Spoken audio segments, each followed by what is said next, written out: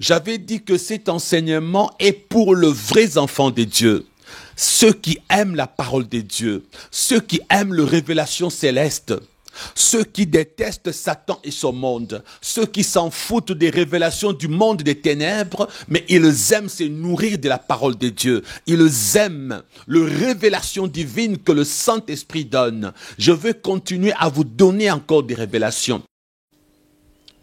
Bonjour et bonsoir, car tout dépend de l'heure à laquelle vous êtes en train de nous suivre. L'enseignement d'aujourd'hui sera dédié à précieuse Diane Boyum, ma fille que j'aime beaucoup, servante de Dieu.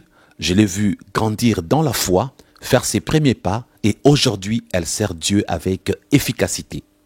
Et vous aussi, vous pouvez profiter derrière elle pour être enseigné sur ces sujets difficiles à traiter, mais avec l'aide du Saint-Esprit, avec notre Seigneur et Sauveur Jésus-Christ qui habite en nous. Comme Paul a dit, ce n'est plus moi qui vis, c'est Christ qui vit en moi. Il me rendra capable d'enseigner et de vous faire comprendre. Lorsque les anges et les hommes cohabitent, il existe dans le royaume des dieux plusieurs créatures célestes. Nous les appelons par défaut les anges. Mais sachez que s'il y a plusieurs catégorisations de ceux que nous appelons les anges, c'est parce que les créatures célestes ont été créées selon des différentes catégories. Il y a des chérubins, des séraphins, des archanges, mais par défaut, toutes ces créatures divines qui sont dans son royaume, là au ciel, sont appelées des anges. La Bible également les appelle par défaut les anges. La nouveauté et la révélation que je vous apporte aujourd'hui, la voici. Sachez qu'il existe deux groupes d'anges déchus. Parce que ceux qui sont dans le royaume des dieux sont des anges, tout simplement. Ils sont fidèles à Dieu. En dehors des anges qui sont fidèles à Dieu, nous avons deux groupes d'anges qui ne sont plus avec Dieu.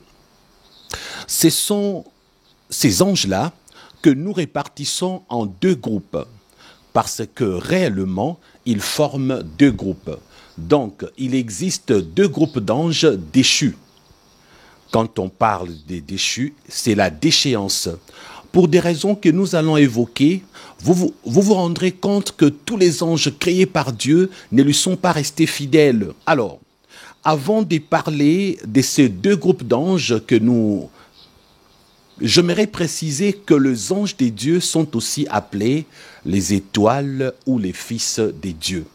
Ne soyez pas surpris lorsqu'on vous donne des passages bibliques qui parlent des étoiles ou des fils des dieux et qu'on vous dise qu'il s'agit bel et bien des anges. La preuve, lisons le passage biblique ci-après. Si nous commençons avec Apocalypse chapitre 12, verset 4, nous lisons ceci. Sa queue entraînait le tiers des étoiles du ciel et le jetait sur la terre, les dragons. C'est un devant la femme qui allait enfanter, afin de dévorer son enfant lorsqu'elle aurait enfanté. Ici, c'est un passage de l'Apocalypse, un livre de révélation qui n'est pas écrit de façon chronologique. Un jour, on en parlera lorsque nous étudierons l'Apocalypse ainsi que les événements des temps de la fin. La partie qui nous intéresse ici, il s'agit du verset 4.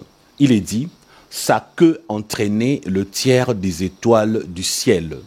D'ailleurs, si vous lisez la continuité, les dragons s'éteignent devant la femme. Donc, les dragons ici, c'est les diables en personne. On l'appelle autrement les léviathans, les serpents anciens. Lorsqu'on mentionne sa queue, c'est pour dire que lorsqu'il a été chassé du ciel, il est parti avec le tiers des créatures célestes. Le tiers des étoiles du ciel symbolise le tiers des anges de Dieu. Satan a pris le tiers et il s'est rébellé avec eux. Dans Job, chapitre 2, verset 1, nous lisons ceci. « Or, les fils de Dieu vinrent un jour se présenter devant l'Éternel. Et Satan vint aussi au milieu d'eux se présenter devant l'Éternel. Donc vous découvrez ici, on parle des fils de Dieu. Il s'agit des anges, parce que Satan se présente devant Dieu lorsque le fils de Dieu s'était présenté devant Dieu, donc les anges. Lorsqu'on parle des anges, la Bible utilise le terme les étoiles ou encore le fils de Dieu. À présent, commençons avec le premier groupe. Là, nous sommes en train de parler de deux groupes d'anges déchus qui existent. Commençons avec le premier groupe. Écoutez bien. Parmi ceux qu'on appelle les anges, Dieu avait créé un archange spécial doté des pouvoirs extraordinaires. Au ciel, on l'appelait Lucifer. Lucifer était très élevé par Dieu. C'est pourquoi il était puissant, beaucoup plus puissant que d'autres anges ou d'autres créatures célestes. Il avait certainement le droit de diriger les autres créatures célestes selon que Dieu les lui autorisait. Lucifer pouvait causer avec eux en toute liberté. Alors, il va utiliser le privilège de Dieu pour sa propre gloire afin de monter une rébellion. Il a certainement, puisqu'il n'est pas omniprésent, proposé à tous les anges célestes de se rallier à sa cause. Certainement, il leur a parlé individuellement. Il a fait passer le message, parce que n'étant pas omniprésent, il ne pouvait pas en un seul moment parler à tout le monde. Alors, il a pris son temps pour s'adresser à d'autres créatures célestes. Il leur a proposé de le suivre parce qu'il veut élever son trône au-dessus du trône de Dieu. Qu'est-ce qui va se passer? Un tiers des créatures célestes accepteront de le suivre. Lucifer va se retrouver avec un tiers des créatures des dieux qui sont dans les ciels. C'est ainsi qu'il y aura une bataille entre lui et les autres anges qui sont restés fidèles à Dieu. Les anges restés fidèles à Dieu avaient comme chef l'archange Michel, qu'on appelle des fois l'archange Michael. Il était le chef qui était à la tête des anges qui étaient restés fidèles à Dieu. Alors il y eut guerre entre lui avec les anges fidèles à Dieu contre Lucifer avec les anges déchus qui étaient en sa compagnie. D'ailleurs, ces derniers, donc Lucifer avec ses anges, furent vaincus. Découvrons cette réalité biblique en lisant Apocalypse chapitre 12 à partir du verset 7. Lisons. Et il y eut guerre dans les ciels. Michel et ses anges combattirent contre les dragons. Et les dragons et ses anges combattirent, verset 8, mais ils ne furent pas le plus fort, et leur place ne fut plus trouvée dans le ciel. Verset 9, et ils furent précipités. Les grands dragons, le serpent ancien, appelé le diable et Satan, celui qui séduit toute la terre, il fut précipité sur la terre et ses anges furent précipités avec lui. Comme vous venez de remarquer, lorsque Satan a été chassé, il n'a pas été chassé seul, ensemble avec ses anges. Satan n'a jamais créé, il n'a pas la capacité de créer. Mais comme ses anges l'avaient suivi, Apocalypse les appelle les anges des Satan. Les anges des Satan sont aussi appelés les anges déchus, mais ils sont également appelés les démons par défaut. On les appelle les anges des Satan, les anges déchus et les démons également. Une fois chassés du ciel, les diables et ses anges appelés démons ont décidé de s'en prendre aux hommes créés à l'image de Dieu. C'est le premier groupe d'anges déchus dont je vous parle. Dans ces premiers groupes, nous avons Satan, leur chef, ainsi que ses anges qui sont appelés désormais démons. Ils ont aussi leur hiérarchie et ont d'autres appellations, mais par défaut, on les appelle tous des démons. Et lui, Satan, les diables, avec ses anges, ont décidé de détruire l'homme. C'est ainsi que depuis le jardin d'Éden, ils ont induit Ève et Adam en erreur et les deux ont désobéi à Dieu et vous connaissez l'histoire du péché originel. Maintenant, nous parlerons du deuxième groupe d'anges déchus.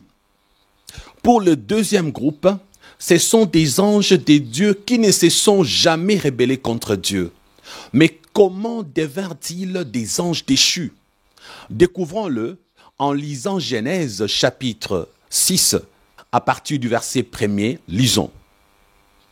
Lorsque les hommes eurent commencé à se multiplier sur la face de la terre, et que de filles leur firent naître, le Fils de Dieu virent que le fille des hommes était belle, et ils en prirent pour femme parmi toutes celles qu'ils choisirent. Verset 3. Alors l'Éternel dit, mon esprit ne restera pas à toujours dans l'homme, car l'homme n'est que chair, et ses jours seront des 120 ans. Verset 4. Le géant était sur la terre en ces temps-là. Après que le Fils de Dieu furent venus vers le Fils des hommes et qu'elles leur eurent donné des enfants. Ce sont ces héros qui furent fameux dans l'Antiquité. Verset 5. L'Éternel vit que la méchanceté des hommes était grande sur la terre et que toutes les pensées de leur cœur s'est portées chaque jour uniquement vers le mal. Verset 6. L'Éternel s'est repenti d'avoir fait l'homme sur la terre, et il fut affligé en son cœur. Et l'Éternel dit, j'exterminerai de la surface de la terre l'homme que j'ai créé, depuis l'homme jusqu'au bétail, aux reptiles et aux oiseaux du ciel, car je me répands de les avoir faits. Ces groupes d'anges a voulu vivre au milieu des hommes pour coucher avec de belles femmes. Ces anges ont été attirés par les plaisirs sexuels en enviant les hommes. Voilà pourquoi on ne parle que d'une seule rébellion au ciel, à savoir la rébellion du diable. Pourquoi? Parce que ces anges ne se sont pas rebellés contre Dieu. Ces groupes d'anges a été séduits par la beauté des filles des hommes et en décidant de quitter le ciel, de venir sur terre, pour prendre le belle-fille en mariage afin de cohabiter, de fonder une famille ou des familles en faisant un tel acte, ils ont péché et en péchant, ils devinrent des anges déchus. Mais ils ne sont pas appelés démons parce que n'est appelés démons que ceux qui sont partis avec Satan parce qu'ils se sont donnés pour fonction la destruction de l'humanité. Faire du mal aux êtres humains créés à l'image de Dieu. C'est ainsi que ceux qui sont avec Satan, ces anges déchus, sont appelés démons. Ceux ici sont venus habiter parmi les hommes. Ils se sont matérialisés et en se matérialisant, leur mission n'a pas été de venir détruire les hommes, mais a été de venir cohabiter avec eux. Une cohabitation des anges matérialisés en humains avec le vrai humain créé par Dieu. Une sorte de race hybride sortira de leur accouplement. Alors, frères et sœurs, les livres de Genèse ne nous donnent pas beaucoup de détails sur eux. Avant l'arrivée de Jésus-Christ a existé les livres de Noc. C'est dans les livres de Noc que beaucoup de détails ont été donnés. Mais les livres de Noc a été retiré des autres livres bibliques à cause de certains ajouts qu'on ne pouvait pas attribuer à Enoch. Donc, c'était un livre important qui était lu comme les autres livres de l'Ancien Testament. Mais il y a eu de fausses doctrines qui sont sorties du livre d'Enoch. Alors on a pensé que si Enoch avait écrit ces livres, il y a eu des ajouts de la part des gens mal intentionnés pour tordre le message d'Enoch. C'est ainsi que ces livres ont été retirés de l'ensemble des livres qui composaient l'Ancien Testament. Alors, par curiosité intellectuelle, nous allons lire les livres de Noc au chapitre 7, à partir du verset 1er jusqu'en bas. Je lirai pour vous parce que je sais que vous n'en avez pas chez vous dans vos maisons. Alors, lisez avec moi ensemble. Allons-y. Chapitre 7, verset 1. Quand les enfants des hommes se furent multipliés dans ces jours, il arriva que des filles leur naquirent belles. Verset 2. Et lorsque les anges, les enfants des cieux, les eurent vus, ils en devinrent amoureux, et ils se dirent les uns aux autres: choisissons-nous des femmes de la race des hommes et ayons des enfants avec elles. Verset 3. Alors Samiasa, leur chef, leur dit: je crains bien que vous ne puissiez accomplir votre dessein. Verset 4. Et que je supporte seul la peine de votre crime. Verset 5. Mais ils lui répondirent: nous vous le jurons. Verset 6. Et nous nous lions tous par des mutuelles exécrations. Nous n'échangerons rien à notre dessein. Nous exécuterons ce que nous avons résolu. Verset 7. En effet, ils jurèrent et se lièrent entre eux par des mutuelles exécrations. Ils étaient au nombre de 200 qui descendirent sur Arabis, lieu situé près du mont Armon. Verset 8. Cette montagne avait été appelée Armon parce que c'est là qu'ils avaient juré et s'étaient liés par des mutuelles exécrations. Verset 9. Voici le nom de leur chef: Samiasa, leur chef, Irakabaraméel, Akibéel, Tamiel, Ramuel, Danel, Azkel, Sarakmial, Asaël, Armers, Batral, Anan, Zaveb, Samsavéel, Ertaël, Turel, Yomiaël, Arazéal. Tels furent le chef de ces 200 anges, et le reste étaient tous avec eux. Verset 10. Et ils se choisirent chacun une femme, et ils s'en approchèrent, et ils cohabitèrent avec elle. Et ils leur enseignèrent la sorcellerie, les enchantements, et les propriétés des racines et des arbres. Si je m'arrête un peu ici au verset 10, vous comprenez par là l'origine de la sorcellerie, parce que avant les déluges, on ne parlait pas encore de sorcellerie si vous ne l'avez jamais su. La sorcellerie a existé dans la Bible après les déluges. On peut donc dire qu'il est vrai. On peut donc dire véritablement que la sorcellerie a été enseignée aux hommes par les deuxième groupe d'anges déchus, ceux qui sont venus cohabiter physiquement avec les hommes. Parce qu'avant eux, on ne parlait pas encore de la sorcellerie. À partir de ce niveau, j'aimerais vous dire aussi que ces anges, matérialisés en chair pour coucher avec les filles des hommes, ont eu à pécher. Et en péchant, ils sont maintenant devenus anges déchus, quoique n'étant pas des démons. Et rien que par le fait qu'ils sont devenus des anges déchus, en ces moments-là, ils sont devenus aussi maléfiques. Alors, ils n'ont rien de bien en eux. Ils ont perdu leur sainteté, parce que le péché enlève la sainteté. Quand un esprit pêche, il perd automatiquement la sainteté. Maintenant, c'est le péché qui devient sa nature. Un être spirituel comme un ange, lorsqu'il pêche, automatiquement, il devient maléfique. C'est alors que, en cohabitant avec les hommes et le fils des hommes, ils leur ont enseigné la sorcellerie, mais pas seulement la sorcellerie, également les enchantements. Sans oublier les propriétés des racines et des arbres, ce que vous appelez la médecine traditionnelle. La médecine traditionnelle a été enseignée par les anges déchus. Les propriétés des racines et des arbres, comment mélanger pour créer certains médicaments, pour donner certaines guérisons. Voilà pourquoi derrière toute médecine traditionnelle, il y a la sorcellerie. Voilà pourquoi derrière les tradis praticiens, il y a la sorcellerie. Autrement dit, le satanisme. C'est une science occulte. Les tradis praticiens, qui ne sont pas des sorciers ni des satanistes, qu'ils le veuillent ou pas, ils sont dans une branche maléfique. Un enfant de Dieu ne peut pas se faire soigner par les tradis praticiens. Un enfant de Dieu ne peut pas recourir aux propriétés des racines et des arbres. Par contre, un enfant de Dieu peut se faire soigner par de vrais médecins qui n'ont rien à voir avec la médecine traditionnelle, parce que dans tout ce qui est ancestral, tout ce qui a trait aux ancêtres, est teinté de l'occultisme.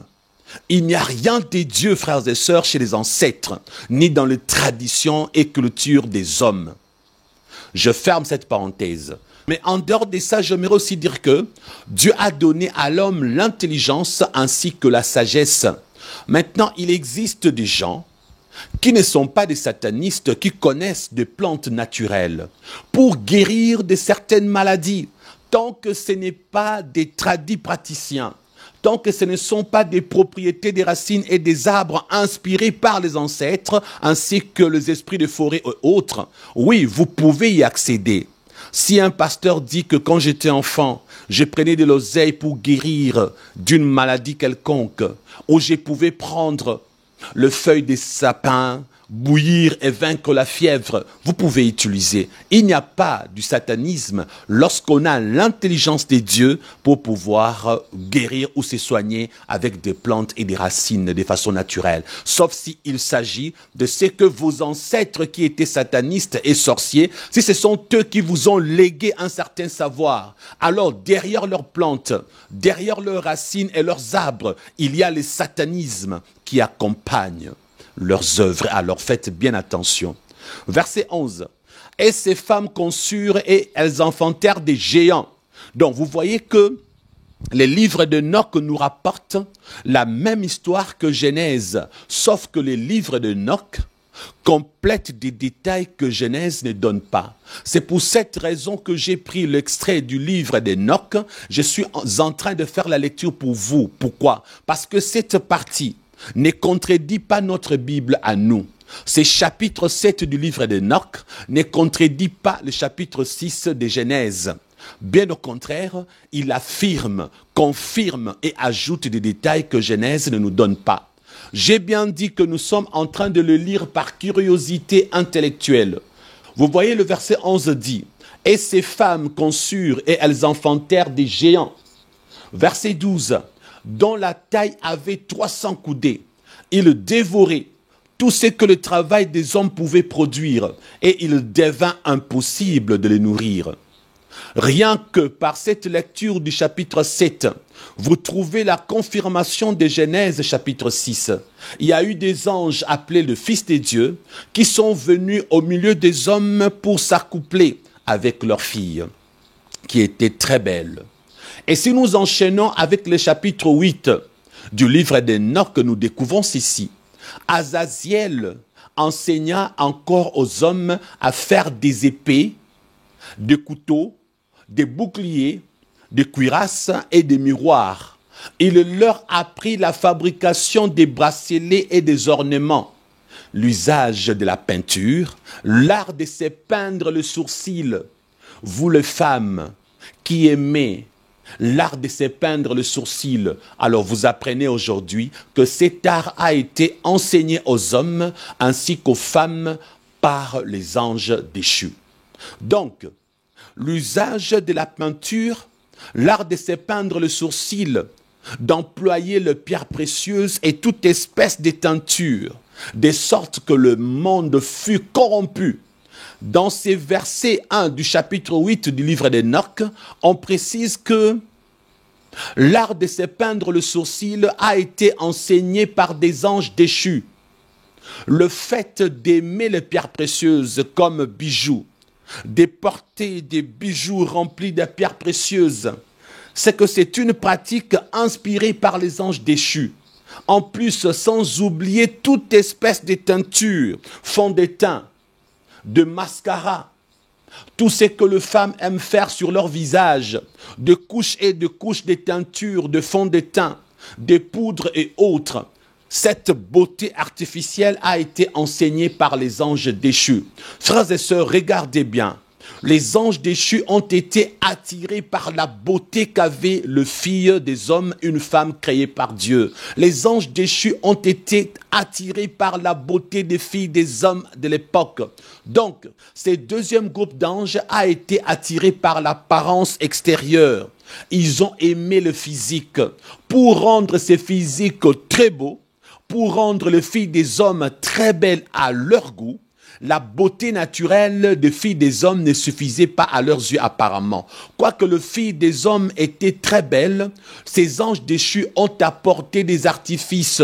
Ils ont inspiré à ces filles comment se maquiller, comment porter des bijoux avec des pierres précieuses pour soigner leur extérieur au lieu de soigner leur intérieur. Voilà pourquoi l'apôtre Paul refuse aux sœurs en Christ, aux véritables chrétiennes d'être artificielles, de séparer des bijoux, de soigner leur extérieur. L'apôtre Paul recommande aux femmes de soigner leur intérieur. Parce que lorsque vous soignez exagérément l'extérieur, les femmes, vous êtes en train d'accomplir la volonté du péché. Vous êtes en train de suivre le pas des anges déchus qui ont enseigné ces choses aux filles des hommes.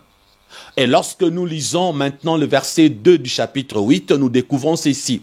L'impiété s'accrut, la fornication s'est multiplia, vous entendez? Parce que ces anges déchus sont venus pour le sexe.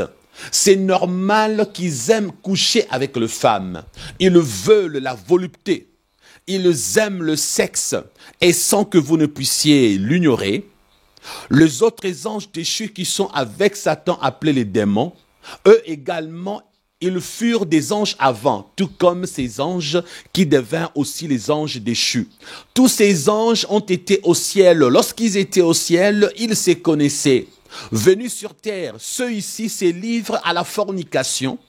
Les anges déchus qui sont avec Satan, qu'on appelle démons, eux également, ils aiment le plaisir sexuel. Parce que comme ils ont péché, ils sont chassés, ils ne peuvent plus retourner chez Dieu. Ils ne sont attirés que par le péché. Ici, ceux ici se sont matérialisés pour eux-mêmes goûter le plaisir sexuel. Maintenant, les anges déchus qui sont avec Satan, nous allons voir ça après. Ils vont également copier ces anges déchus. Eux aussi, ils vont se livrer au plaisir sexuel par des incubes et des succubes. Ils vont se livrer aussi à la fornication. L'impiété s'accrut à l'époque, dit le verset 2. La fornication se multiplia. Les créatures transgressèrent et corrompurent toutes leurs voies. Verset 3. Amazarak enseigna tous les sortilèges. Vous entendez? Tous les sortilèges que vous connaissez ont été enseignés par un ange déchu. Écoutez la suite. Tous les enchantements et les propriétés des racines. Vous comprenez à présent pourquoi dans la sorcellerie et la magie, on utilise les racines des arbres, le mélange de feuilles, des écorces, pour provoquer des enchantements. Il y a de mélange avec des racines et des écorces. Lorsque vous le faites, vous avez des enchantements. C'est pourquoi vous voyez dans la sorcellerie, il y a toujours non, il faut prendre telle écorce, il faut prendre telle racine, il faut prendre telle feuille, même chez les tradis praticiens. Verset 4. Hermès enseigna l'art de résoudre le sortilège, vous voyez, raison pour laquelle vous remarquez que lorsqu'un mauvais sort a été jeté sur vous par un sorcier, vous pouvez aller chercher un sorcier plus puissant que lui, qu'il peut maintenant faire d'autres pratiques pour enlever le sortilège qu'on a jeté sur vous. Ils ont enseigné des hommes comment jeter les mauvais sorts à d'autres hommes et comment les enlever également. Verset 5. Barcaréal enseignant l'art d'observer les étoiles, vous voyez.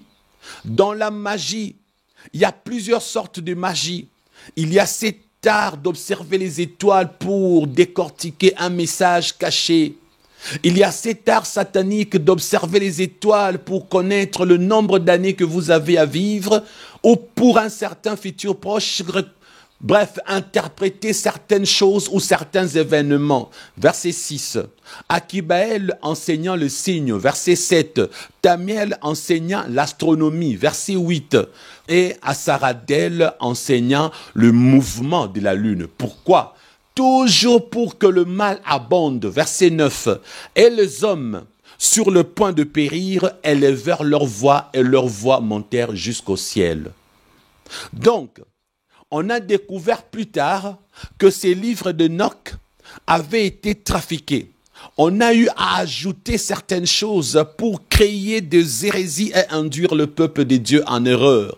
Voilà pourquoi par prudence ces livres ont été retirés. Et si nous l'avons lu par curiosité intellectuelle, c'est pour ressortir la vérité dont nous parle Genèse chapitre 6.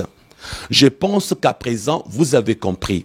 Voilà pourquoi la Bible dit: ne méprisez pas les prophéties, retenez ce qui est bon et rejetez ce qui est mauvais. Pourquoi?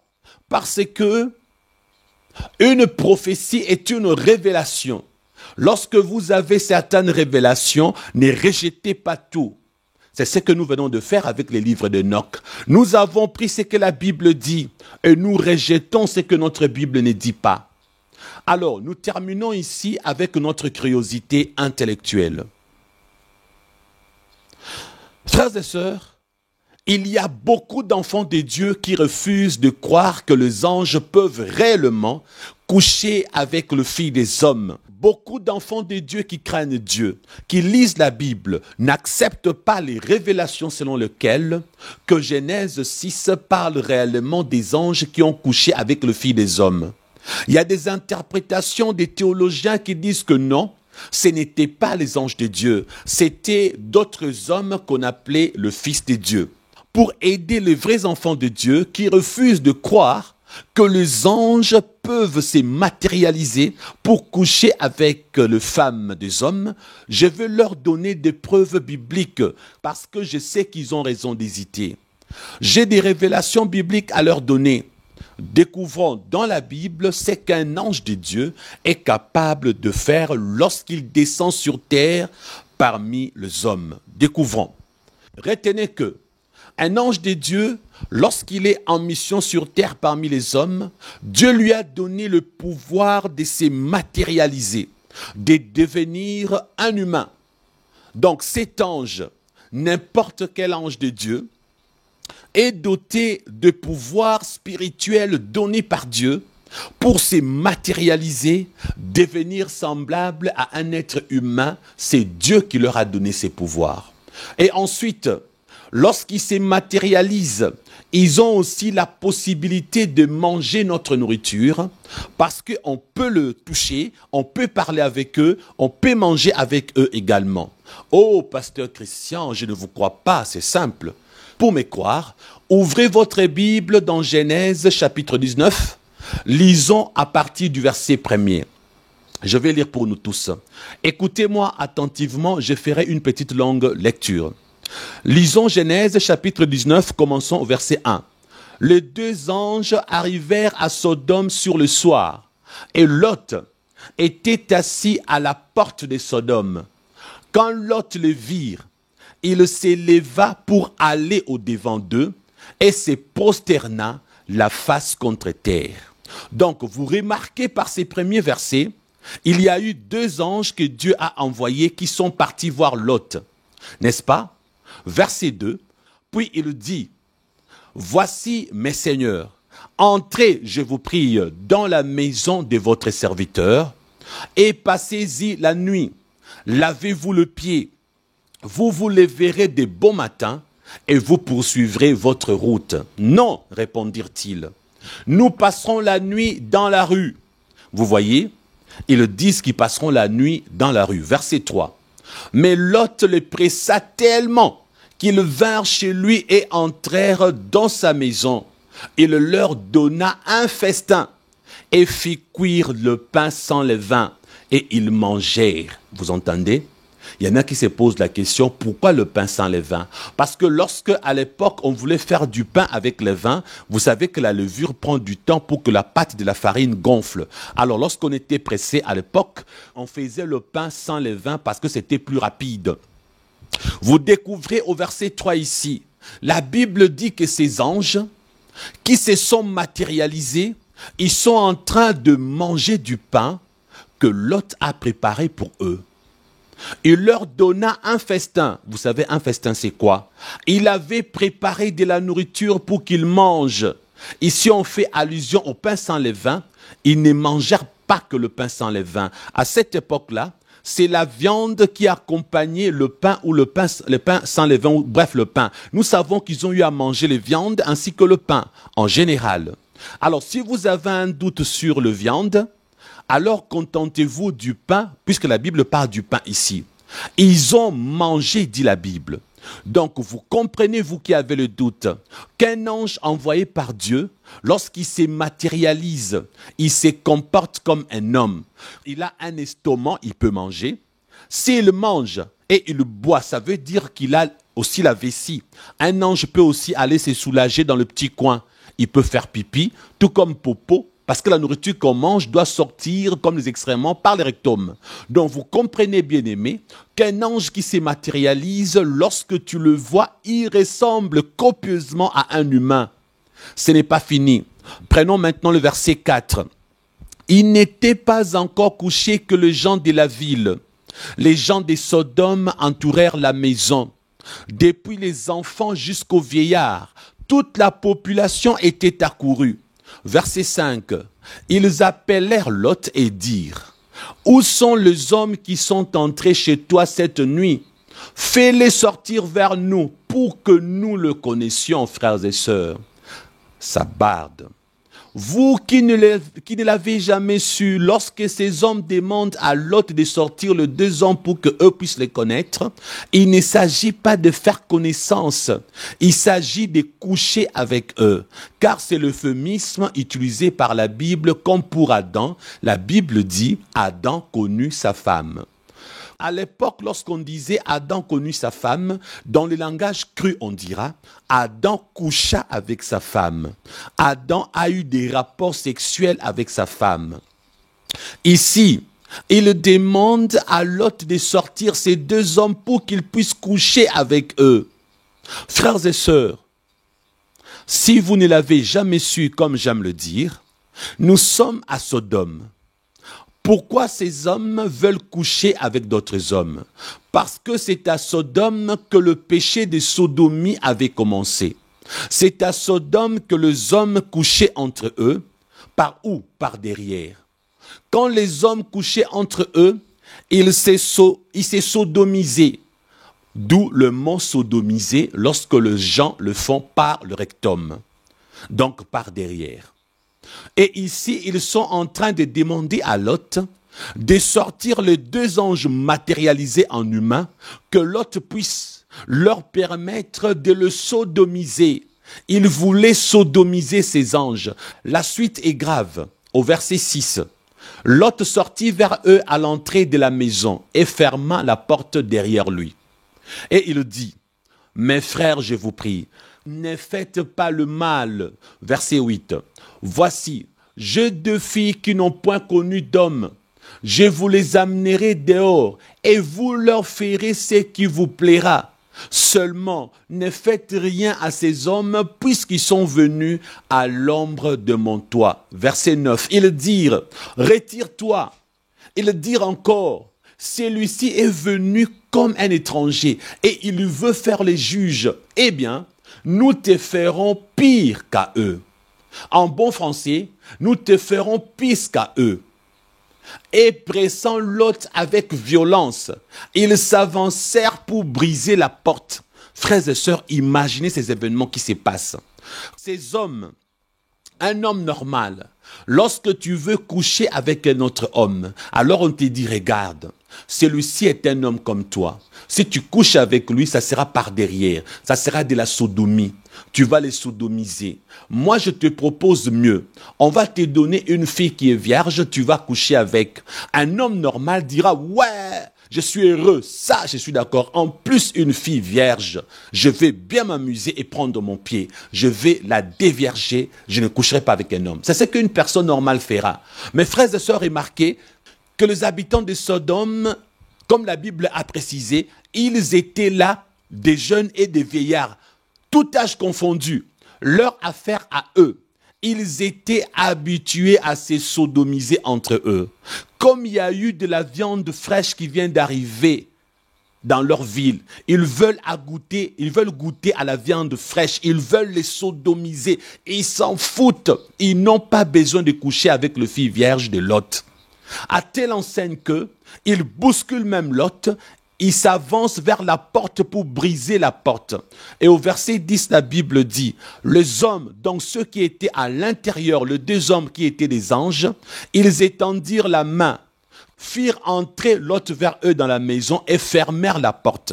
Verset 11.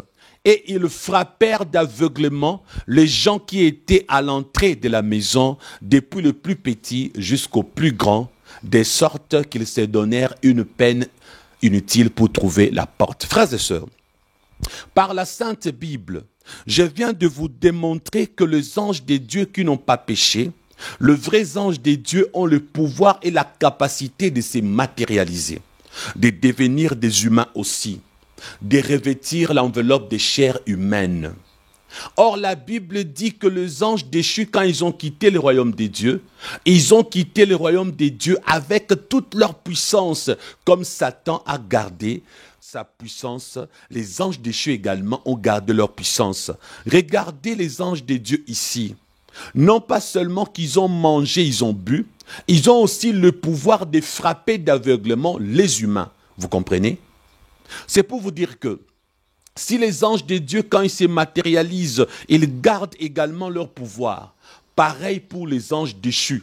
Lorsqu'ils se matérialisent, ils ont toujours leur puissance en tant qu'anges.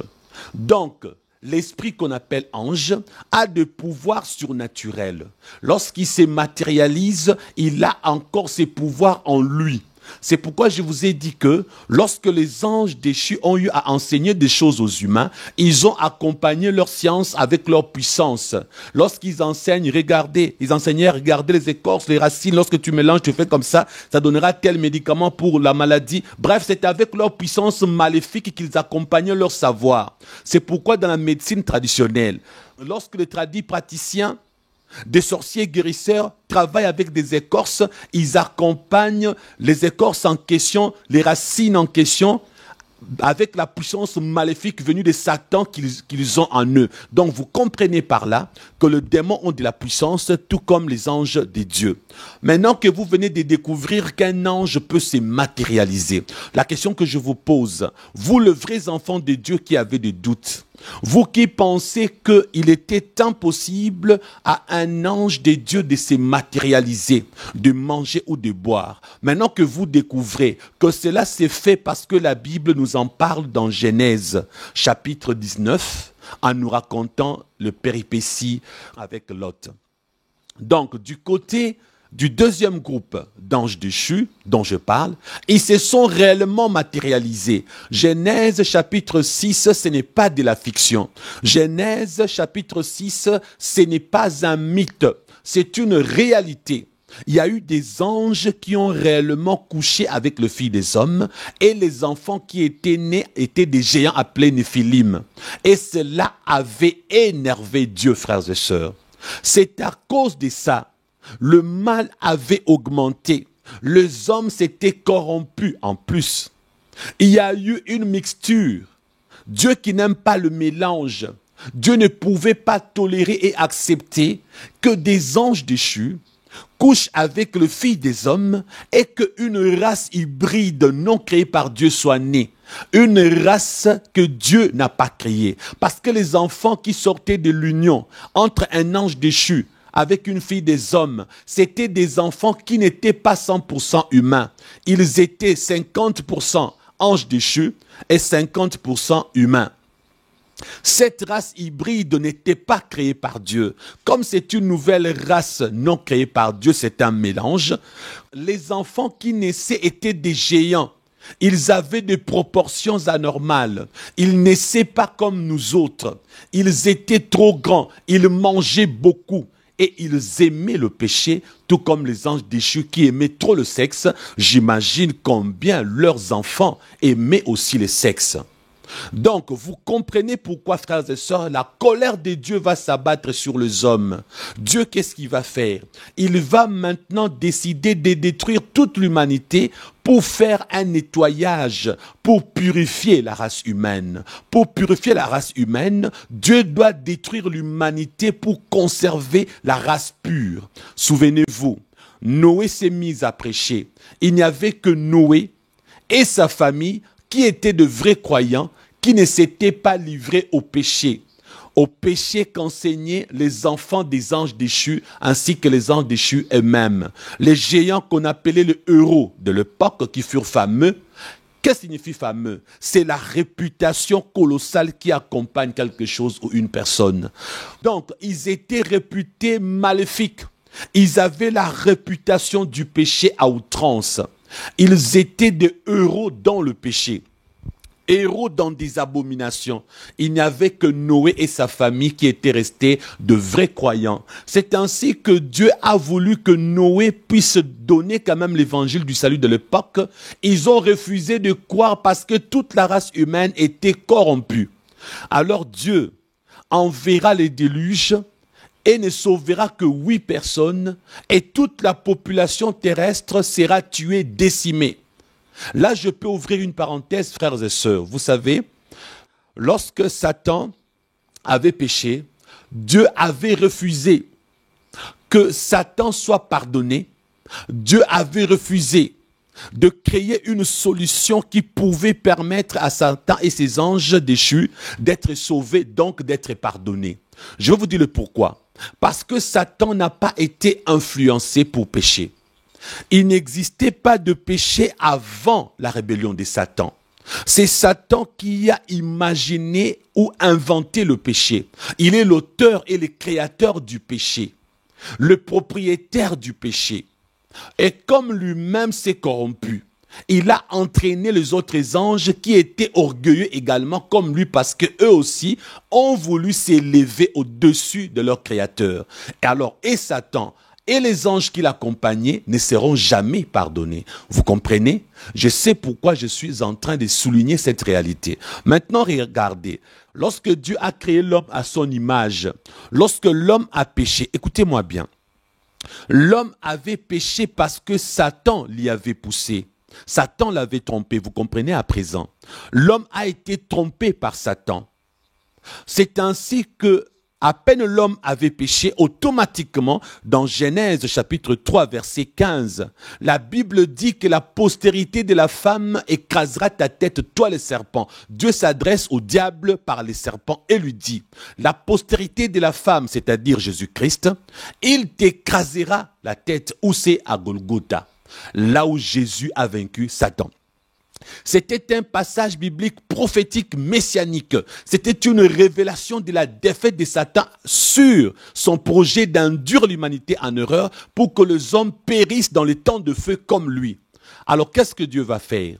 Il a créé les temps de feu pour jeter Satan avec ses anges ainsi que tous les hommes et femmes qui obéiront à Satan. Et Dieu a préféré, comme l'homme avait été créé avec le libre arbitre, de choisir le bien ou le mal, dans sa chute, Dieu aussi a voulu que le salut définitif de l'homme soit par son choix, que la perdition éternelle de l'homme s'efface également par son choix, ainsi que la rédemption, la rémission du péché ou de péché par son choix. Alors, d'où l'arrivée de Jésus pour permettre à l'homme créé à l'image de Dieu qu'il soit sauvé ou perdu. Alors regardez, la différence qu'il y a entre un être humain et un ange, la voici. Un ange a été créé pour obéir à Dieu. Un ange n'a jamais été créé avec le libre arbitre. Tous ces hommes de Dieu qui vous ont dit que les anges sont créés avec le libre arbitre, ils vous ont menti. Parce que n'a le libre arbitre que celui qui est créé à l'image de Dieu. Satan lui-même avait dit à la femme, Dieu sait que le jour où vous en mangerez, vous serez comme lui. Vous aurez la connaissance du bien et du mal. Parce que Dieu connaît le bien et le mal. Dieu lui-même, c'est la représentation du bien, Satan, c'est la représentation du mal. L'homme ne connaissait pas Satan, l'homme ne connaissait que Dieu, la représentation du bien. Maintenant, en mangeant le fruit de l'arbre interdit, l'homme a acquis la connaissance du mal. Donc, il est devenu comme Dieu. Pourquoi? Parce qu'il a été créé à l'image de Dieu. Dieu qui connaît le bien et le mal, l'homme désormais connaît aussi l'existence du bien et du mal. D'où les libres arbitres, vous comprenez? Or, aucun ange n'a jamais été créé à l'image de Dieu. N'a les libres arbitres que toute créature divine créée à l'image de Dieu. Or, la seule créature divine qui est créée à l'image de Dieu, c'est l'homme et la femme. C'est l'homme et la femme, en eux, on trouve les libres arbitres et non chez les anges. En plus, regardez très bien. Dieu est Père, Fils et Saint-Esprit, n'est-ce pas? Dieu se représente en Père, en Fils et en Saint-Esprit. Il n'y a qu'un seul Dieu, il n'y en a pas plusieurs. Dieu est Père, Fils et Saint-Esprit. Alors qu'est-ce que Dieu a fait en créant l'homme à son image? Il a créé que l'homme soit aussi comme lui. L'homme est trois.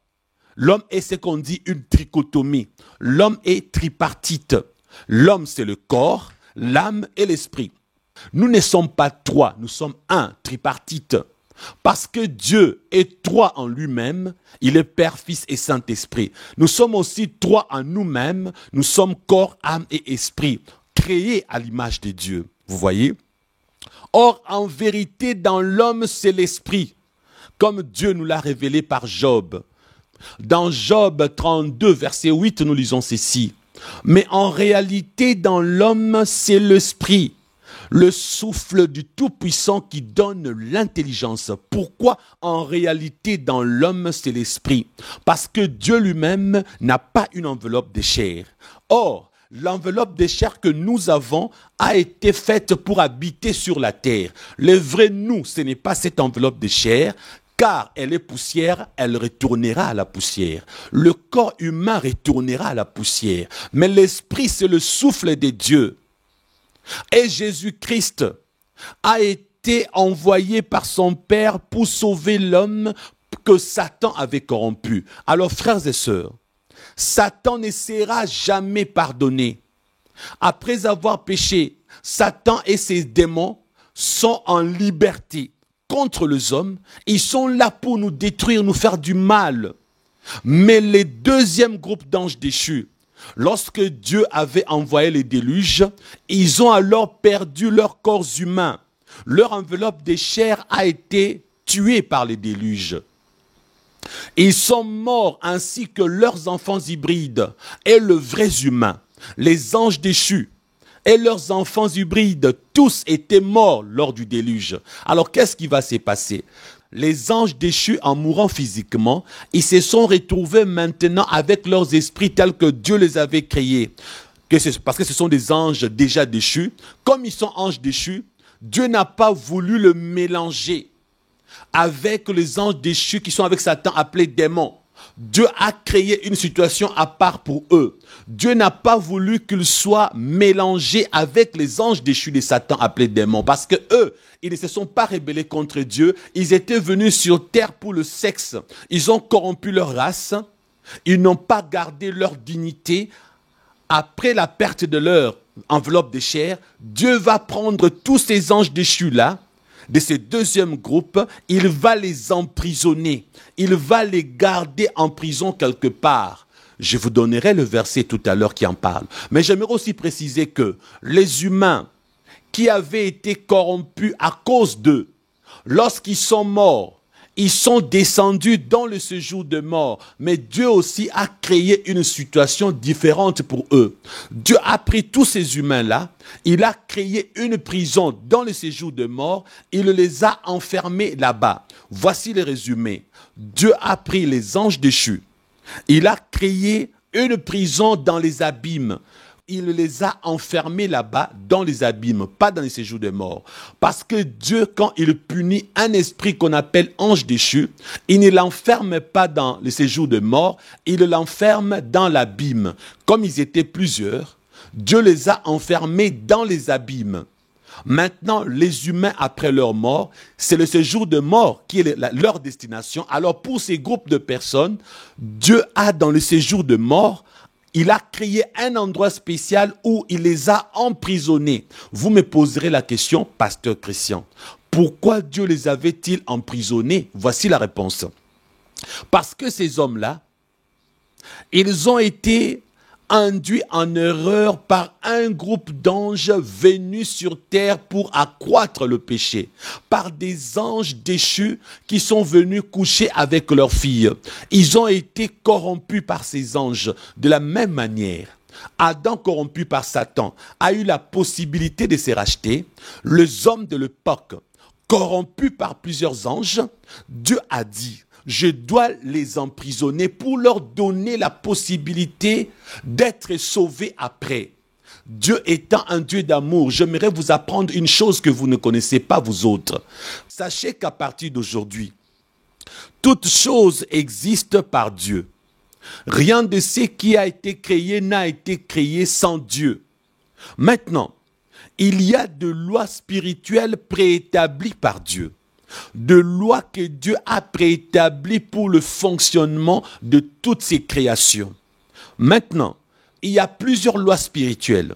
Les lois dites spirituelles préétablies par Dieu consistent à ce que chaque créature de Dieu puisse exister selon ces lois-là préétablies par Dieu. Ces lois-là, ce sont des volontés de Dieu arrêtées par rapport à ce qu'une créature doit faire ou ne pas faire. Maintenant, je vous donne un exemple. Parmi les lois spirituelles préétablies par Dieu, nous avons la loi de la mort. La loi de la mort a été établie par Dieu lorsque Satan avait péché. Cette loi auparavant n'existait pas, vous comprenez à présent. C'est une loi que Dieu a préétablie le jour où Satan avait péché. Cette loi de la mort consiste à ce que l'ennemi Satan et ses anges soient jetés dans un étang ardent de feu où ils périront. Et l'homme qui avait péché, s'il n'a pas Jésus-Christ comme Seigneur et Sauveur, lui aussi suivra Satan dans l'étang de feu. Cette loi de la mort préétablie par Dieu, c'est là où les diables maintenant s'accaparent du pouvoir de tuer. Or, sans la loi de la mort préétablie par Dieu, Satan n'aura aucun pouvoir d'ôter la vie. Comprenez à partir d'aujourd'hui que Satan n'a aucun pouvoir si ce n'est le pouvoir que Dieu lui donne de faire quelque chose par cette loi. Même pour tuer, c'est un pouvoir et autorisation qu'il a reçu de Dieu par une loi spirituelle préétablie par Dieu qui est la loi de la mort. Parce que si Dieu n'avait pas préétabli cette loi en disant que l'homme doit mourir, Satan ne pouvait pas tuer l'homme. Le corps humain désormais tombera malade, va vieillir et va mourir. C'est le péché de Satan qui produira cette mort, autorisée par qui? Par Dieu. Et Satan n'a aucun pouvoir de tuer si ce n'est par une loi déjà préétablie par Dieu, lui donnant la possibilité, l'autorisation de tuer. Vous comprenez maintenant? Écoutez encore. Par la loi de la mort toujours.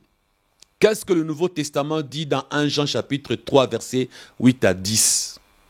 Qu'une personne qui pratique le péché, désormais Dieu déclare que cette personne ne lui appartient plus. Désormais, le créateur de cette personne dit: je lui donne à Satan, il devient fils ou fille de Satan. Celui ou celle qui pratique le péché appartient au diable. Et la partie A du verset 10 dit: c'est ainsi qu'on reconnaît le fils de Dieu avec le fils du diable. Ne devient fils du diable qu'une personne que Dieu lui-même a rejetée pour que cette personne soit tuée par Satan. Satan qui sera détruit dans les temps ardents de feu, ira ensemble avec ses fils, ses filles, ses enfants à lui que Dieu lui-même lui a laissé, que Dieu lui-même lui a confié par une loi spirituelle préétablie qui est la loi de la mort, qui dit que l'âme qui pêche, c'est celle qui meurt.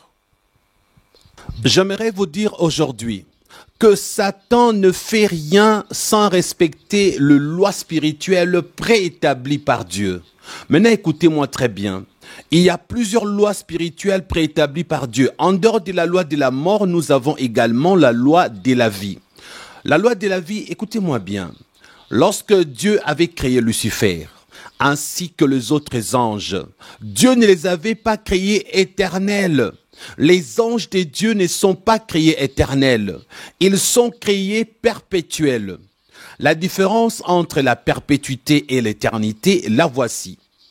Une chose perpétuelle, on sait quand elle commence, mais on ne connaît pas quand elle finira.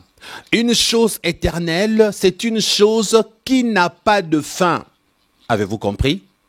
Donc, Dieu est éternel parce qu'il n'a pas de fin. Mais les anges créés par Dieu ne sont pas éternels parce qu'ils sont perpétuels. Comme ils sont perpétuels, on ne connaît pas si un jour ils auront une fin. Si fin il y aura, seul Dieu connaît. Maintenant, vous allez dire, pasteur Christian, vous inventez. Je n'invente pas. Je vous donnerai tout le verset biblique qui en parle. Soyez patient. Si vous voulez le verset biblique qui parle de perpétuité, lisons dans Hébreux chapitre 10, verset 1. En effet, la loi qui possède un nombre de biens à venir et non l'exacte représentation des choses ne peut jamais par le même sacrifice qu'on offre perpétuellement chaque année amener les assistants à la perfection. Vous remarquez ici que Dieu avait donné de lois perpétuelles. Il y avait des sacrifices qu'on offrait perpétuellement parce que ce qui est perpétuel lorsque Dieu l'annonce, c'est quelque chose, on connaît les débuts, mais la fin n'est pas connue. Seul Dieu connaît la fin d'une chose perpétuelle. Si Dieu veut que la chose devienne un jour éternel, elle deviendra éternelle. Si Dieu veut que la chose cesse un jour elle cessera, n'est-ce pas? Donc, ce qui est perpétuel est une chose qui existe dont on ne connaît pas la fin. Si vous prenez Lévitique 6, 18, tout mâle d'entre les enfants d'Aaron en mangera. C'est une loi perpétuelle pour vos descendants au sujet des offrandes consumées par le feu devant l'Éternel. Quiconque y touchera sera sanctifié.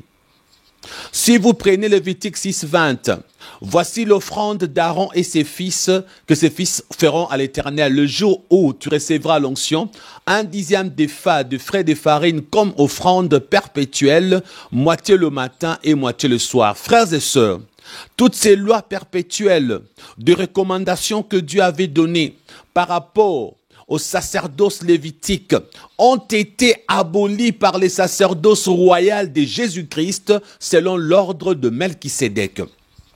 Je vous ai donné ces passages pour que vous puissiez découvrir que tout ce qui est perpétuel, on ne connaît pas la fin, on ne connaît que le début. Alors, si vous ne l'avez jamais su, la loi de la vie établie par Dieu est une loi où certaines créatures de Dieu ne sont pas créées éternelles, mais elles sont créées perpétuelles. Satan, quand il était Lucifer, ainsi que les autres anges, ils sont perpétuels et non pas éternels. Je peux vous le dire si vous ne l'avez jamais su, seul Dieu est éternel. Mais écoutez-moi bien. Satan, lorsqu'il a péché, la sentence est tombée. Désormais, dans un étang ardent de feu, il sera jeté. Il le sait. Lui et les anges déchus, ils le savent. Mais lorsque l'homme a été créé, il a aussi également été créé perpétuel. Vous savez pourquoi? Parce que lorsque l'homme a péché, voilà ce que Dieu a dit. Il a envoyé le chérubin pour protéger un arbre qui existait dans le jardin d'Éden. Écoutez-moi très bien. Dieu avait placé dans le jardin d'Éden 2 arbres. L'arbre du fruit interdit avec l'arbre de la vie éternelle. Vous avez entendu maintenant. Maintenant, dans son plan, le plan de Dieu et dans ses projets, Dieu avait prévu qu'un jour l'homme devait manger le fruit de l'arbre de la vie éternelle. C'est pourquoi l'accès à l'arbre qui avait le fruit de la vie éternelle n'était pas interdit. Par contre, l'accès à l'arbre du fruit de la connaissance du bien et du mal était défendu. L'homme ayant désobéi à Dieu, il a mangé le fruit de l'arbre interdit, lui qui avait été créé perpétuel, en mangeant le fruit de l'arbre interdit, il est devenu mortel parce qu'il a péché. Et Dieu s'est rappelé, comme maintenant il est devenu mortel, parce qu'il a péché, si je le laisse aller toucher aux fruits de l'arbre de la vie éternelle, cet homme dans son péché, il deviendra éternel dans le péché. Il sera corrompu et éternel. Et s'il devient éternel comme moi, Dieu, je ne peux plus le détruire. Parce que ce qui est éternel ne peut pas être détruit dans les temps ardents de feu. Exemple, si vous prenez Dieu lui-même, vous l'introduisez dans les temps ardents de feu, il ne mourra jamais, il ne périra pas. Parce que la nature de l'éternité est une nature qui ne peut pas être détruite ni brûlée. Donc Dieu, s'il entre dans le feu, il ne sentira pas la chaleur. Dans les temps de feu, Dieu ne sentira pas la douleur.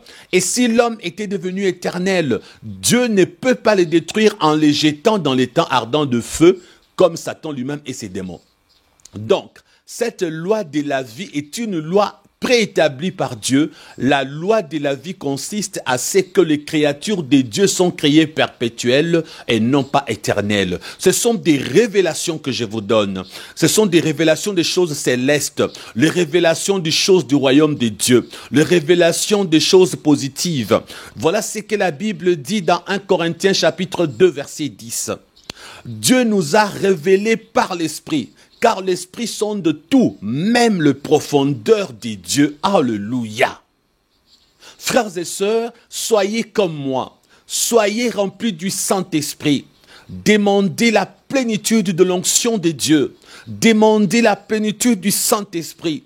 Car les choses cachées, les choses spirituelles, si vous commencez à partir du verset 9 de 1 Corinthiens 2, la Bible dit, mais comme il est écrit, ce sont des choses que l'œil n'a point vues, que l'oreille n'a point entendues, et qui ne sont point montées au cœur de l'homme, des choses que Dieu a préparées pour ceux qui l'aiment. Dieu nous les a révélées par l'Esprit, car l'Esprit sonde tout, même le profondeur des dieux. Alléluia. Frères et sœurs, parce que si tu as le Saint-Esprit, il va sonder même le profondeur de Dieu, il va te révéler les choses cachées. C'est ce que Dieu a fait.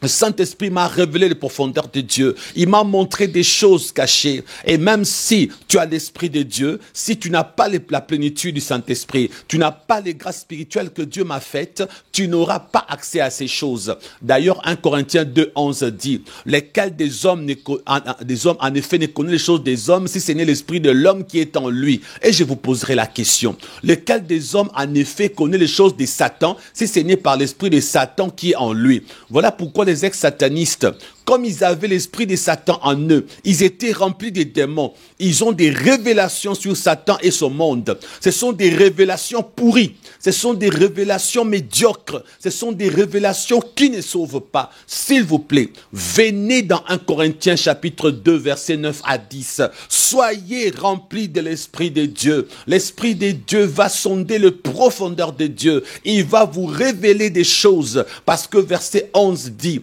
lequel des hommes en effet connaît les choses de l'homme si ce n'est par l'Esprit de l'homme qui est en lui. De même, personne ne connaît les choses de Dieu si ce n'est l'Esprit de Dieu. Toutes ces choses que je suis en train de vous révéler, je le connais par l'Esprit de Dieu.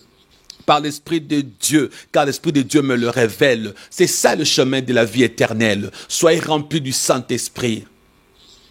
Lisons à présent Genèse chapitre 3 verset 22. L'Éternel Dieu dit, voici l'homme est devenu comme l'un de nous pour la connaissance du bien et du mal. Empêchons-le maintenant d'avancer sa main, de prendre de l'arbre de vie, d'en manger et de vivre éternellement. Frères et sœurs, voici la preuve biblique de la révélation que je viens de vous donner. C'est sorti de la bouche de Dieu. Il y avait deux arbres dans le jardin d'Éden. L'arbre qui porte le fruit de la connaissance du bien et du mal que l'homme a mangé, poussé par Satan, menti par Satan. L'homme a mangé avec sa femme. Et Dieu voit par là que désormais, l'homme est devenu comme lui connaissant le bien et le mal. Maintenant, il ne manque qu'à l'homme l'éternité. Comme l'homme a mangé le fruit qui lui donne la possibilité de connaître le bien et le mal comme Dieu, il ne lui manque que l'éternité. Alors Dieu sait que l'arbre de la vie éternelle, il n'avait pas défendu à l'homme de toucher à ces fruits-là. Dieu dit, si je laisse l'homme toucher aux fruits de la vie éternelle, cela veut dire que l'homme deviendra éternel comme moi. Et quand Dieu parle au pluriel, je vous ai dit que Dieu est pluriel. Il est le Père, il est le Fils, il est le Saint-Esprit. Quand Dieu disait créons l'homme à notre image, parce que Dieu, quand il parle, il est Père, il est Fils, il est Saint-Esprit. On dit qu'au commencement était la parole. La parole était avec Dieu et la parole était Dieu. Or, la parole, c'est Jésus. Donc, vous comprenez, Dieu est au pluriel. Maintenant qu'il dit, l'homme est devenu comme l'un de nous pour la connaissance du bien et du mal. Il sera aussi éternel si nous le laissons aller manger le fruit de l'arbre de vie. Parce que l'homme créé perpétuel, ayant mangé le fruit de l'arbre interdit, il devient mortel.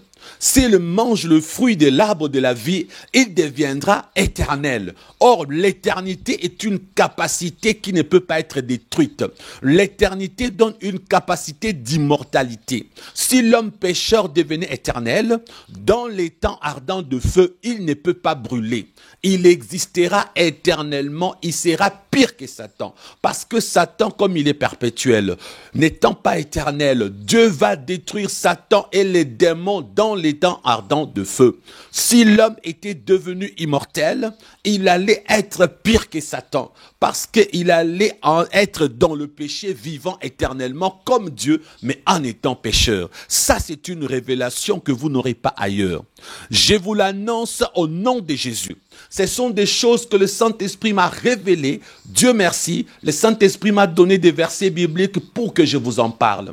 Satan a été créé perpétuel. Il n'est pas éternel. Il sera détruit dans les temps ardents de feu. L'homme a été créé perpétuel avec le projet de devenir éternel. Voilà pourquoi dans le jardin d'Éden, si l'homme n'avait pas désobéi à Dieu, pour manger le fruit de l'arbre interdit, Dieu lui-même allait lui faire manger le fruit de l'arbre de la vie éternelle pour qu'il devienne éternel comme Dieu. Le projet de l'éternité de l'homme était dans la pensée de Dieu depuis longtemps. C'est la seule créature divine. C'est la seule créature que Dieu a créée à son image pour que cette créature créée à son image puisse devenir éternelle. Nous sommes les créatures privilégiées de Dieu. Nous sommes les créatures chefs-d'œuvre de Dieu. Nous sommes les créatures par excellence. Nous sommes les créatures divines avec projet que nous devenions éternels comme notre Créateur. Les anges n'ont pas ces privilèges. Satan le savait. Voilà pourquoi Satan nous déteste. Voilà pourquoi Satan ne nous aime pas. Parce que Satan dit, mais attends, moi je péchais, on va me détruire dans les temps de feu. Cet homme, il n'a pas péché. On a mis 2 arbres dans le jardin d'Éden. Un jour, il deviendra éternel comme Dieu. Alors que moi, je périrai dans les temps de feu. Non, non, non, non. Je veux faire manger à cet homme le fruit de l'arbre interdit pour qu'il devienne pécheur comme moi. Pour que Dieu se sente obligé de le détruire comme il va me détruire. Si Satan avait l'intention que l'homme vive dans le péché éternellement. Après avoir désobéi à Dieu en mangeant le fruit de l'arbre interdit, Satan lui-même allait lui montrer le chemin de l'arbre de la vie éternelle en lui disant « mange aussi là-bas, parce que si tu manges là-bas, tu deviendras éternel comme Dieu. » Satan ne voulant pas que l'homme devienne éternel, pour que l'homme soit son sujet, pour qu'il domine sur l'homme. L'homme pécheur n'a pas de puissance ni de capacité que Satan a. Alors Satan a gagné parce que lorsque l'homme avait péché, Dieu a enlevé l'arbre de la vie. Qu'est-ce qui s'est passé? L'homme s'est retrouvé inférieur à Satan, quoique créé à l'image de Dieu. Il s'est retrouvé inférieur parce que Satan a des puissances qui sont en lui malgré sa déchéance. Or, l'homme n'avait aucune puissance surnaturelle. La puissance surnaturelle de l'homme allait lui être donnée lorsqu'il allait manger le fruit de l'arbre de la vie éternelle. C'est ça la révélation, frères et sœurs. Alors, mes amis, j'avais dit que cet enseignement est pour les vrais enfants de Dieu. Ceux qui aiment la parole de Dieu, ceux qui aiment les révélations célestes. Ceux qui détestent Satan et son monde, ceux qui s'en foutent des révélations du monde des ténèbres, mais ils aiment se nourrir de la parole de Dieu. Ils aiment les révélations divines que le Saint-Esprit donne. Je veux continuer à vous donner encore des révélations.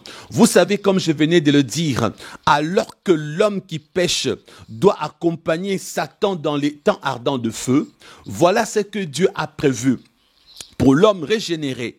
Celui qui accepte Jésus comme Seigneur et Sauveur, qui refuse Satan, abandonne le péché et choisit la sainteté. Qu'est-ce que Dieu a fait? Dieu va rétablir la situation initiale. Dieu va rétablir la position de départ. L'homme créé perpétuel, Dieu voulait qu'un jour qu'il devienne éternel. Maintenant, Dieu a fait que ceux qui seront sauvés en Jésus-Christ puissent avoir l'immortalité pour devenir éternels. Voici la preuve biblique.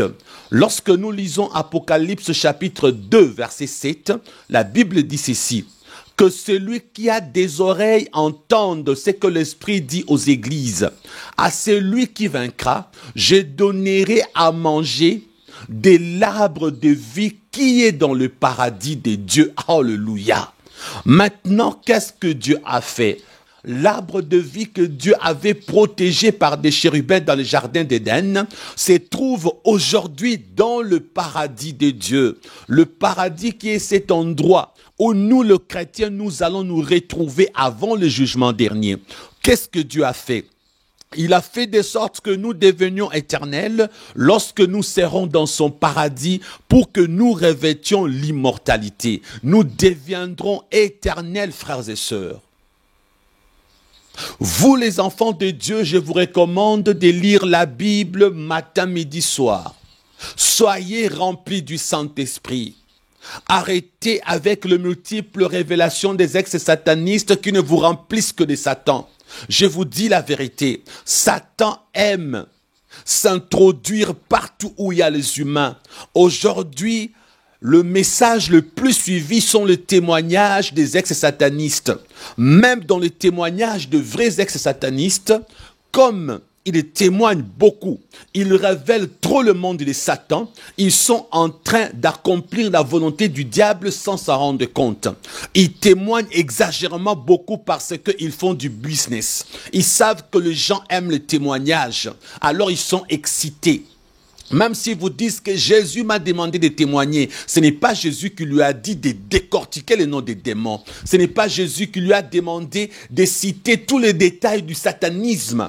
Jésus ne peut pas faire ça. Ce n'est pas parce que quelqu'un vous dit que Jésus m'a dit que cela c'est vrai. Étiez-vous là quand Jésus lui a parlé? Laissez-moi vous dire une vérité. La seule révélation qui sauve est la révélation venue du Saint-Esprit.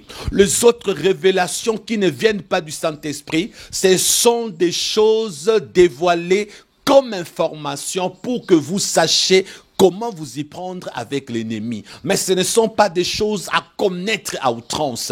Aujourd'hui, beaucoup d'enfants de Dieu connaissent plus les révélations du monde de Satan que les révélations des choses de Dieu. Beaucoup de gens connaissent plus les détails sur Satan que les détails sur Jésus. Ils connaissent plus le nom des démons que le nom des anges. Ils connaissent beaucoup plus les subdivisions du royaume du diable que les subdivisions du royaume de Dieu. Les gens sont remplis aujourd'hui de Satan à cause des témoignages des ex-satanistes. Satan s'est introduit au milieu de l'église de Dieu. Satan inspire même les vrais ex-satanistes. Ils ont créé un 6e ministère, le ministère des témoignages. Ils savent que plus ils témoignent, vous allez les inviter aux États-Unis, vous allez les inviter en France, les inviter partout dans le monde. Ils viendront témoigner et en retour, ils auront des enveloppes financières. Cela est devenu un business parce qu'ils ont besoin d'argent. Derrière leurs belles paroles se cache un piège de Satan. Ils vous remplissent de Satan. Vous n'êtes pas rempli de Dieu. Un vrai enfant de Dieu sera rempli de Dieu comme je le suis. J'aime respirer l'onction. J'aime respirer la sainteté, la sanctification. J'aime être rempli de Dieu. Je me sens en ces moments-là extraordinaire. Moi, un homme inutile. Moi, un homme sans valeur. Mais j'ai de la valeur en Jésus. Tout ce que j'ai, je l'ai par grâce. Frères et sœurs, dans la Bible, il y a des révélations du salut. Et en lisant 1 Corinthiens chapitre 2, versets 9 à 11, la Bible dit encore, je répète, mais comme il est écrit, ce sont des choses que l'œil n'a point vues, que l'oreille n'a point entendues, et qui ne sont point montées au cœur de l'homme, des choses que Dieu a préparées pour ceux qui l'aiment. Frères et sœurs, il y a des choses que Dieu a préparées pour nous qui aimons Dieu, pas pour vous qui aimez les révélations sur Satan. Écoutez le verset 10. Dieu nous les a révélés par l'Esprit, car l'Esprit sonde tout, même le profondeur des dieux. C'est ça que le Saint-Esprit a fait avec moi. Il a sondé les profondeurs des dieux. Il est venu me révéler que l'homme a été créé perpétuel, que les anges sont créés perpétuels. Seul Dieu est éternel. Et Dieu avait dit, créons l'homme à notre image. Et comme Dieu est pluriel, il est Père, il est Fils, il est Saint-Esprit. Il a créé l'homme en 3 dimensions, corps, âme et esprit. En plus, qu'est-ce que Dieu a fait? Comme lui, il est éternel, en créant l'homme à son image, il a prévu l'éternité pour l'homme. Dieu a prévu que l'homme devienne un jour éternel comme lui. Satan a été jaloux. Satan a dit non, non, non, non. L'homme ne deviendra jamais éternel. Je vais pousser l'homme à pécher pour que Dieu le rejette, que Dieu le punisse avec moi dans les temps de feu. Mais ce que Satan ne savait pas, Dieu va prévoir une solution pour l'homme, afin qu'en péchant, que tout homme qui ne voudra pas de Dieu accompagne Satan dans les temps ardents de feu, que tout homme qui voudra de Dieu, que lui soit régénéré et qu'il retrouve la place initiale prévue par Dieu, ça veut dire son immortalité. C'est ça que Dieu a fait. Voilà pourquoi au verset 11, il est dit, « Lequel des hommes en effet connaît les choses de l'homme si ce n'est l'esprit de l'homme qui est en lui ?» Je vous poserai la question, lequel des hommes en effet connaît les choses de Satan si ce n'est l'esprit de Satan qui est en lui? À l'époque où les ex-satanistes étaient avec Satan, ils avaient l'esprit de Satan, ils ont connu les choses de Satan. En se convertissant aujourd'hui, ils font une grave erreur. Ils étaient remplis de Satan et aujourd'hui, ils se concentrent sur les révélations des choses sataniques, vous disant que c'est Jésus qui leur demande de vous les dévoiler. C'est faux. Jésus a demandé qu'il témoigne pour vous amener au salut. Eux, ils exagèrent en vous donnant des détails sur Satan, comme à l'époque où ils étaient remplis de Satan. Ils n'ont pas cherché la profondeur du Saint-Esprit. Ils n'ont pas cherché à entrer dans l'intimité de Dieu. Ils ne mettent pas 1 Corinthiens 2.10 en pratique, parce que s'ils mettaient 1 Corinthiens 2.10 en pratique, ils allaient faire ceci. Ils allaient avoir des révélations sur le royaume de Dieu. Ils allaient être remplis du Saint-Esprit. Ils allaient entrer dans le secret de Dieu. Ils allaient être remplis de l'Esprit de Dieu pour dévoiler l'immortalité de l'homme, pour vous montrer le projet caché de Dieu pour nous, pour que vous découvrez aujourd'hui, que vous aurez l'éternité, que vous êtes la seule créature créée par Dieu qui sera un jour éternel comme Dieu lui-même. N'est-ce pas merveilleux? Lorsque vous découvrez que les anges de Dieu sont perpétuels, on ne connaît pas qu'est-ce que Dieu fera d'eux après. Peut-être que Dieu lui-même fera de sorte qu'eux aussi deviennent immortels. Mais en attendant, ils sont perpétuels. Mais nous, on connaît le projet de Dieu pour nous. Nous deviendrons éternels. Alléluia. Il faut être rempli du Saint-Esprit pour avoir ces révélations. Écoutez ces versets que je vais lire pour vous. Écoutez, frères et sœurs, les anges créés perpétuels, ils n'ont pas le libre arbitre. Lorsqu'ils pêchent, Dieu ne prévoit que la punition. Dieu ne prévoit que les temps de feu. Mais pour nous les hommes, écoutez la particularité que nous avons. Dans Hébreux chapitre 2, versets 15 à 16, il est dit « Et qu'il délivra tous ceux qui par crainte de la mort étaient toute leur vie retenus dans la servitude. » Verset 16 « Car assurément, ce n'est pas à des anges qu'il vient en aide, mais c'est à la postérité d'Abraham. Vous et moi, frères et sœurs, cette postérité, il ne vient pas en aide pour les anges. Un ange qui pêche périra dans les temps de feu. Un homme qui pêche à Jésus. comme intermédiaire, comme médiateur. Il a Jésus pour retrouver son salut, frères et sœurs. C'est là où nous revenons, là où nous étions arrêtés concernant les âmes. Concernant ceux qui étaient morts au temps de Noé, qui sont gardés dans une prison dans les séjours de mort. C'est dans l'une des lois spirituelles de Dieu, il y a la loi de la souveraineté de Dieu. C'est la loi dominante. C'est la loi qui englobe les autres lois spirituelles préétablies par Dieu. La loi de la souveraineté de Dieu a fait que le même Dieu a dit, l'âme qui pêche, c'est celle qui meurt. Il est réservé aux hommes de mourir une seule fois, après quoi vient le jugement. Mais dans sa souveraineté, à cause des anges déchus qui avaient détruit l'humanité par le péché, à cause des anges déchus qui avaient corrompu la race humaine, lorsque Dieu avait détruit par les déluges dans sa souveraineté, il a pris tous les humains de l'époque qui sont dans ces jours de mort, il les a mis dans une prison pour attendre la mort de Jésus et sa résurrection, raison pour laquelle maintenant l'apôtre Pierre nous informe que Jésus-Christ est allé prêcher aux esprits en prison, ceux qui sont morts le jour où l'arche, ceux qui sont morts au temps de Noé, lorsque Dieu avait supprimé l'humanité. Vous voyez les lois spirituelles préétablies par Dieu. La loi majeure, la loi de la souveraineté, c'est à des hommes, c'est à la postérité d'Abraham qu'il vient en aide. Dieu a prévu la rédemption après la mort pour une catégorie de personnes, ceux qui étaient morts au temps de Noé. Jésus-Christ est parti leur annoncer l'évangile. Il les a prêchés dans leur prison, là-bas dans le séjour des morts. Vous aurez les détails dans notre prochaine séance avec tout le verset biblique qui en parle. Que Jésus-Christ vous bénisse. À la prochaine. Pour aujourd'hui, nous allons nous arrêter là. Amen.